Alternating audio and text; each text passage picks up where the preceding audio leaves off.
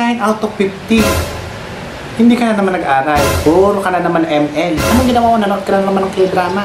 Tatawarin ka nga naman ng Kristong Poon. Hindi ka na naman nag-aral kung ano-ano na ginawa mo sa buhay mo.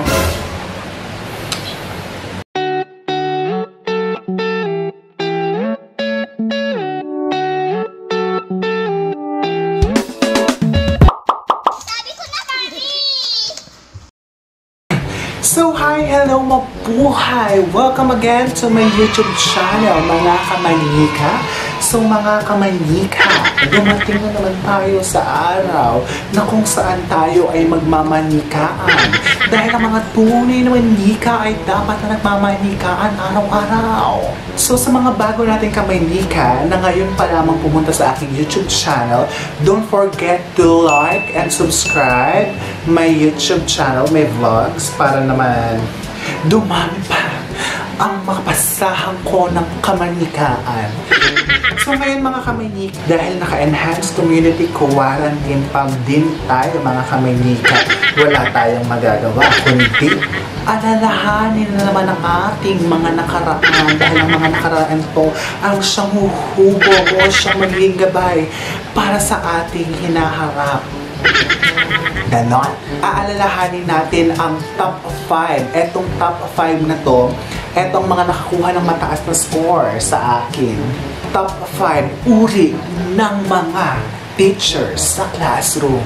So, simulan natin mga kamanika. Ganon.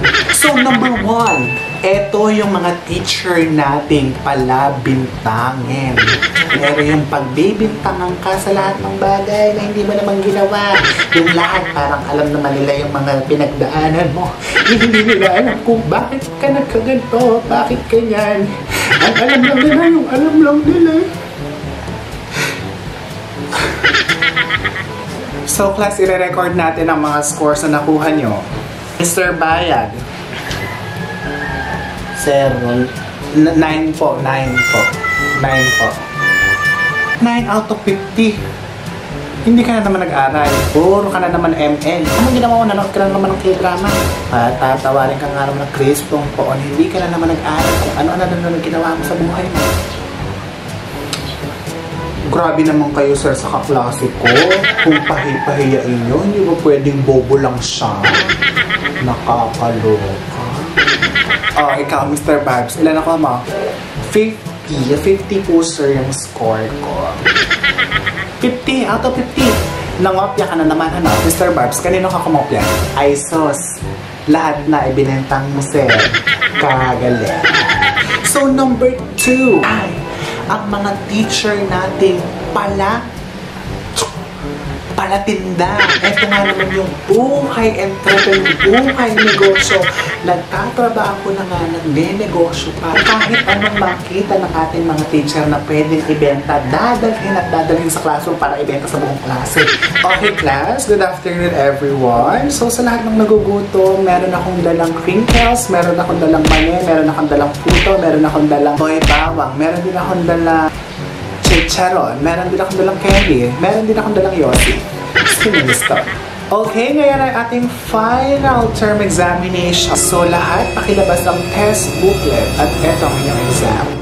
Besh, may extra papel ka rin. Besh, bahala sa'yo mamaya. Ano ko, factory? Lagi na lang kayong manghihingi sa akin. Eh, ala na nga rin ako, naubos na. Sir, pwede pong bumili po ng ng test booklet po sa baba, sa kantin.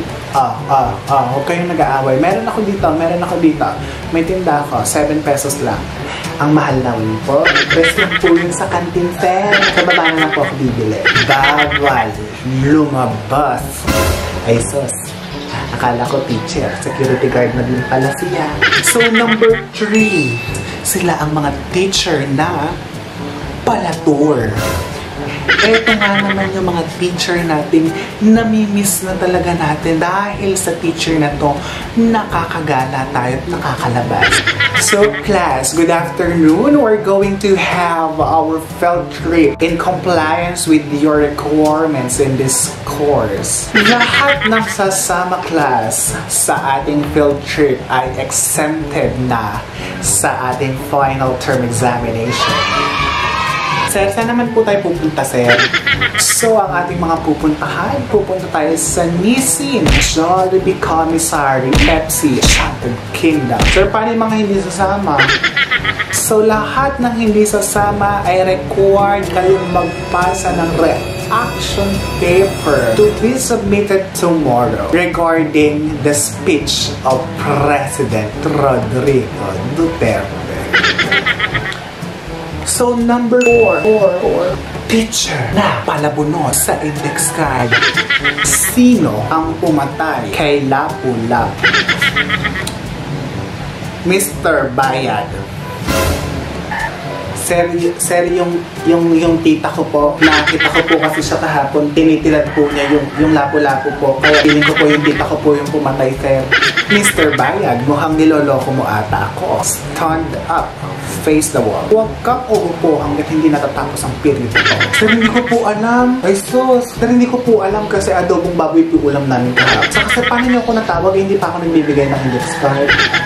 Kaya nga naman namimiss ko ang mga teacher ko sa law, mga attorney, kamusta naman kayo dyan? Akala niyo hindi ko kayo malalagpasan. Ako to, siper ito. Attorney lang kayo. So, number 5. Ang mga teacher na palalutaw. Ang palalutaw. Ito nga naman, teacher na lulubog. Lilitaw. Tara na, wala na si Sir. Hindi na darating yun.